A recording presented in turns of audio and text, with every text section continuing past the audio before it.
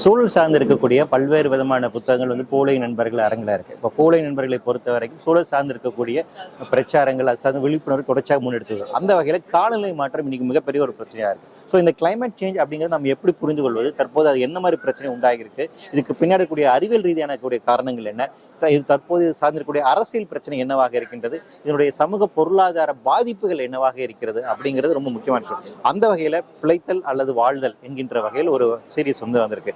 இந்த சீரீஸ் பாத்தீங்கன்னா from evolution to டீக்ரோத் வரைக்கும் பேசுறாங்க. அதாவது மனித உயிரினங்கள் தோன்றிய அந்த வரலாறு முதற்கொண்டு உற்பத்தி அப்படிங்கிறது எப்படி ஆரம்பமாச்சு, அதன் காரணமாக இன்இக்வாலிட்டி அப்படிங்கிற சமூகத்தில் எப்படி நிகழ்ந்துச்சு, அதுக்கு பின்பாக கேபிட்டலிசம் அப்படிங்கிறது எப்படி எவால்வ் ஆச்சு, அந்த கேபிட்டலிசம் அப்படிங்கிறது காலநிலை மாற்றத்துக்கு என்ன மாதிரி எந்த வகையில் காரணமாக இருக்கின்றது.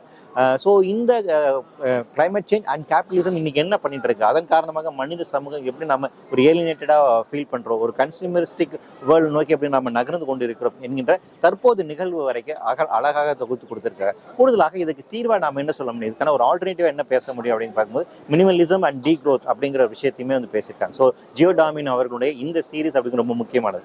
அடுத்து சூழல் சார்ந்து இருக்கக்கூடிய அறிவியல் அதன் பிரச்சாரத்தை முன்னெடுக்கின்ற போது சமூகத்தில் பல்வேறு விதமான பிரச்சனைகள் இருக்கு. அப்ப இந்த பிரச்சனைக்காக தீர்வு நோக்கி நகரும் போது நிச்சயமா அரசியல் ரீதியாக இருக்கக்கூடிய சில முன்னெடுப்புகள் செய்ய வேண்டியது. அப்போ சூழலில் ஒரு அரசியல் பார்வையில் பார்க்க வேண்டிய ஒரு தேவை இருக்கு. அந்த வகையில் ஒரு பொலிட்டிக்கல் எக்காலஜி பேசக்கூடிய மார்க்சிய, அம்பேத்கரிய, பெரியாரிய அரசியல் சூழலியல் அப்படிங்கிற ஒரு புத்தகம் இருக்கின்றது. ஸோ இந்த 3 தத்துவங்கள் அடிப்படையில், இந்த பொலிட்டிக்கல் தாட்ஸின் அடிப்படையில் எப்படி ஒரு பொலிட்டிக்கல் எக்காலஜியை நம்ம எவால்வ் பண்ணணும் என்கின்ற ஒரு விவாதத்திற்கான ஒரு முக்கியமான ஒரு புத்தகம். கூடுதலாக தற்போது மரபணு மாற்றப்பட்ட உயிர்கள், மரபணு மாற்ற பயிர்கள் அப்படிங்கிறது ரொம்ப அதிகமாக பேசப்பட்டு வருது.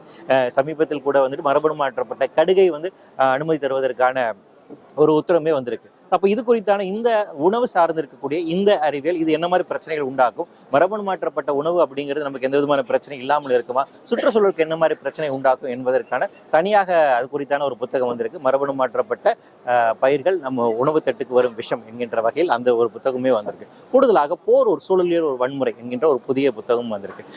முகில் அவர்கள் எழுதியிருக்கிறார்.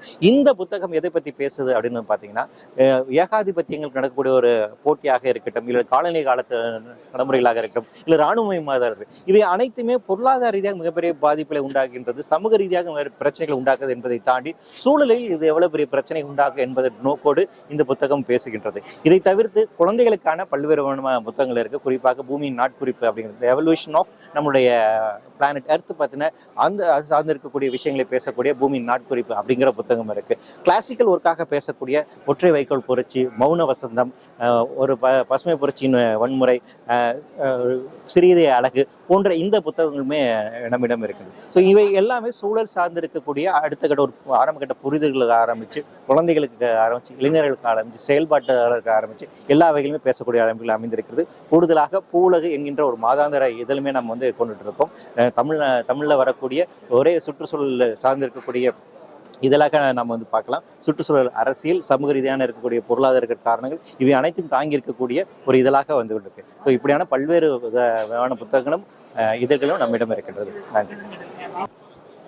இந்த பூவுலகை நீங்க வாங்கணும் அப்படின்னு நினைச்சீங்கன்னா எங்ககிட்ட சப்ஸ்கிரைப் பண்ணலாம். ஆன்லைன்ல இருக்கு. பூவுலகு.org அப்படிங்கிற வெப்சைட் மூலமாகவும் நீங்கள் உங்களுடைய இதை பதிவு செய்து கொள்ளலாம். வருடாந்த சந்தா பார்த்தீங்கன்னா 350 ரூபாய் தான் வச்சிருக்கிறோம். எனவே நிச்சயமாக இது சந்தா கட்டி நீங்க வாசிப்பீங்க அப்படின்னு நம்புறேன். நன்றி.